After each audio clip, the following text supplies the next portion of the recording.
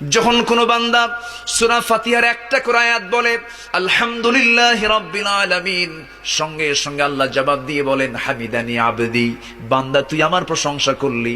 আর রহমানির রহিম যখন বলে আল্লাহ বলেন আসনা আলাইয়া আবদি। মালিক ইয়াউমিদ্দিন যখন বলে আল্লাহ বলেন মাজ্জাদানি আবদি।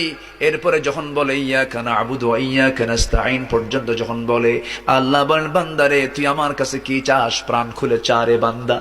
ইহদিনাস সিরাতাল মুস্তাকিম থেকে শুরু করে নিয়া ওয়ালাদ-দাল্লিন পর্যন্ত যখন বান্দা বলে তখন আল্লাহ বলেন বান্দা নামাজের মধ্যে এমন প্রেমের খেলা খেললি বান্দা, তুই যা চাইলি সব আমি আল্লাহ কবুল করলাম।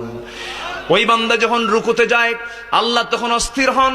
ওই বান্দা যখন সিজদায় যাওয়ার জন্য প্রস্তুতি নাই, সমস্ত ফেরেশতাকে ডাক দিয়ে বলেন ও ফেরেশতারা, এই বান্দাগুলো আমাকে দেখলো না, রাসূলকে দেখলো না, কোরআনকে দেখে হাদিসকে বিশ্বাস করে আমাকে খুশি করার জন্য তার সবচেয়ে সম্মানজনক জায়গা সিজদা আমাকে দেওয়ার জন্য, তার মস্তক আমাকে দেওয়ার জন্য কিভাবে সঁপিয়ে দিচ্ছে।